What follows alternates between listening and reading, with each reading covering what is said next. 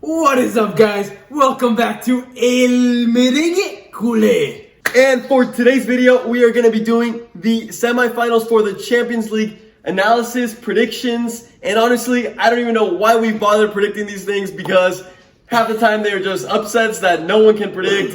And well, it is actually before we actually get started, it is the first time since 1995 that there is no team from La Liga, the Premier League, and the Italian League in the semifinals. Yeah, we have two French teams and two German.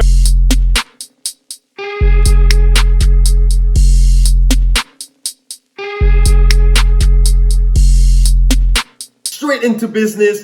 The first game, and I don't know when you guys are going to be watching this, it could already be the day of the Champions League because we are recording this kind of late. Yeah. But the first game is PSG against RB Leipzig. Let's kick it right to El Profesor. What do you got for us? So PSG, they didn't really surprise me too much as a team against Atalanta. Neymar surprised me. Yes, he missed like 3 opportunities in the first half, but we know Neymar. He had a good game overall. Yeah, apart from those misses, yeah, he played well. He was the only one creating. I mean, Icardi. Where was Icardi the whole game? Absent. He was a ghost. But we have him, or they have Mbappe back from the beginning. That's gonna be a nightmare to defend. Obviously, them two alone, scary. Together. Because whenever Mbappe came, whenever he was subbed in against Atalanta, he changed the game. That's when I think there was we saw a change in the PSG how they were playing. So so I've been saying PSG as a team didn't play well. Why do I think this happened? I think they were missing Verratti.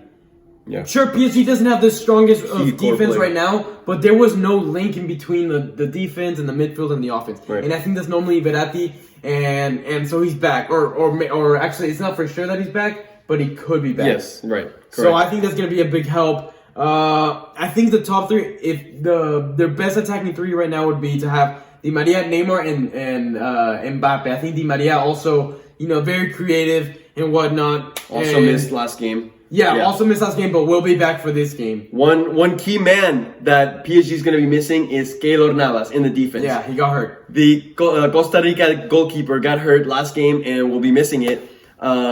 One quick weakness I want to point out about PSG is I think their defense. Yeah. That is where I think, they have a wonderful offense with Neymar, Mbappe, Di Maria, Icardi if he's there, if he's playing well. But it is their defense that I think could be their fall down. Okay, so now what about the rival, RB Leipzig? I think they all surprised us against Atletico. Huge surprise. Yeah. They played well. But they earned it. They earned it. Yes, Atletico Madrid maybe played too defensive, maybe didn't play the best, but they played well. RB Leipzig earned it well. It was definitely not the Atletico Madrid we had been seeing since the restart. It was more of that the beginning of the season Atletico Madrid, right? Yeah.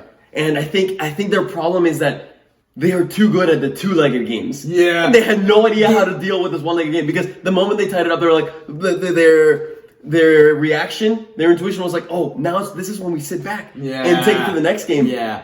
They looked like they were going for the tie, but. I mean, RB Leipzig surprised me. Yeah. No Timo Werner, no problem. They managed to get the job done. They took it to the end of the game, but they got the score. They advanced. Upamecano. Oh my goodness. Everyone wants him. 21 years old. 21 years old.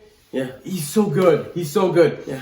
Which is going to be interesting to see him against that trio that PSG has with Neymar. Yeah. That's really going to be the first big real test. And, I think this is where we'll get to see if he's truly world class and has the potential to, He could raise his price. Yeah. I mean, not that it's our... These are the games that really elevate players' prices, right?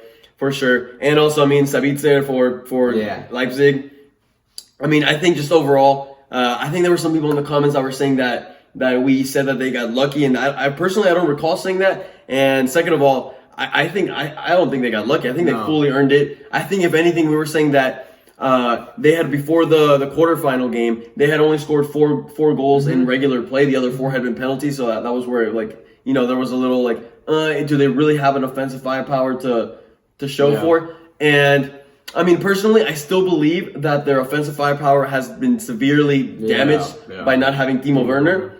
However, they still have a chance, especially with the PSG side that we just pinpointed that their weakness is the defense. So with that being said, what do you think? I do see PSG in the final. I do. Yeah, it's hard to me. I hesitate though because I didn't get a single prediction right last video. Not a single prediction. My closest one was a PSG Atalanta game, but I'm saying PSG 2-1. 2-1. Yes, that's probably a good prediction. I think this could go two ways. If Leipzig scores a goal first, okay, because we were just talking about Upamecano and just overall I think they really play well as a team. They could give PSG a nightmare of problems if they just kind of start sitting back and start defending that lead, and then the counterattack maybe get them. However, the odds of that are obviously a lot lower. Yeah. And like we said, with Mbappe back, it's a whole new force that you have to now worry about. You have Mbappe, you have Neymar. Like, holy, that's just a lot. That's a lot of pace, it's a lot of skill. So with that being said, I think PSG will be able to get one early. And then they'll get the second goal somewhere in there. RB Leipzig will also get a goal though. They will score one to get it 2-1, and then in those dying minutes when RB Leipzig's trying to tie that up, PSG is going to finish it off with a third one. So 3-1 for me is my final prediction. And so guys, you know how it works. We always ask that you give us your score predictions, and normally if someone gets them all right, we tend to give them a shout out. So this is your chance. And so with that being said, let's move on to our second game, which is Bayern Munich against Lyon. Oh, Bayern Munich, the team that I've had nightmares Heartbreaker. over. Nightmares. I mean, Hansi Flick has his team running perfectly. He uses their strengths. Each individual player has different strengths. He utilizes all of them, whether it be pace, touch. Strength. I mean, these guys are horses. They run so much. They're so smart, so strong. I think this is the classic German right now. They really hit it with the classic German style. I haven't seen a team this good in a while. It was their performance. They just understand each other so well. There was one goal that they scored against Barca where they passed to Goretzka. Goretzka has his back to the goal and just loves it over to Gnabry. And I mean, Gnabry uses his pace, puts it in. And it's just you can only do that if you know your teammates that well, and they do. Every single one of them. They took advantage of Semedo running up too much, and then they would penetrate us. Every attack they got was scary and was a goal. Yeah. This team is scary. So, do you have anything to add? Honestly, you basically covered almost everything that we have to say about Bayern Munich, but I was just trying to think of, is there any weakness to this team? And I was like, perhaps Boateng, he's been slowing down a little bit, showing that he's kind of aging, but I believe Boateng is not going to be playing this match because of he picked up a yellow, accumulation of yellow cards. But with that being said, it's you look at the bench and you have Lucas Hernandez. There's just so many options for Bayern Munich to cover his spot. It really doesn't even matter. And then other week, you got Alphonso Davies on the left. He's played good. He just hasn't done anything amazing. 8-year-olds up. Hey. I don't know, guys. This is a Bayern Munich team that is there to kill. Let's move on to Lyon. There's nothing else we can say about them. Lyon, I'm interested. I'm super, super excited for this game because they're going to be running a 3-5-2, which is kind of the opposite of what Barcelona. I think Barcelona has struggled so much to break out, but with this 3-5-2, with the extra midfielder, I mean, even though Barca intentionally had an extra midfielder, I think they'll be able to break out. Now, one of the things I commend them the most for is their defending. Against City, they defended spectacular. Very, very few mistakes. And City can capitalize on those mistakes. They made one or two. Not Sterling. But Denier especially impressed me the most. He impressed me a lot. And I want to see how well they can defend this Bayern team. Because, City is not an easy team to defend. No, City was not easy and they did good. Yeah. One thing I love about them is they choose their attacks so well. They know exactly when to attack and when to hold the ball, pass it around a little bit. They understand how the game is flowing. So again, with that 3-5-2 formation which is kind of like the opposite of what Barca tried to do, or in a sense. I'm really interested because this Lyon team really impressed me. Yeah. I think it's just they're once again just kind of similar to RB Leipzig. Their ability to play as a team and stay structured.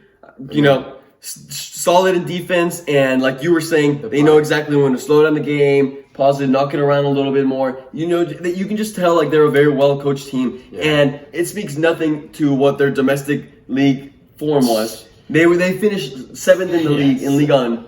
To be fair to them, it did end. I believe if it had restarted, they would have finished a lot higher up in that league. But just to think, like, they're not even going to be part of the Champions League next year, and they're in the semifinals right now. It's kind of unbelievable, right? Their ability to have super subs like Dembele, who came in and scored 2 goals for Lyon. So overall, I think he covered it pretty well. Too, he's been on fire. The hasn't been bad. So I think yes, they're overall a very solid team. I think it cannot go worse for them like it did for Barca, personally. However, with that being said, I am still going to predict demolition from Bayern to Lyon. I don't even think Lyon is going to score. I think it's going to be 4-0 win for Bayern Munich, and we will be seeing a Bayern Munich PSG matchup in the final. What do you think? Are they going to score? This is a Bayern defends with their midfield really well, and so does Lyon too. But this Bayern team is looking way too strong. I'm predicting a 3-0. 3-0. Yeah, I think overall we can just agree that it's going to be a Bayern win by a good amount of goals.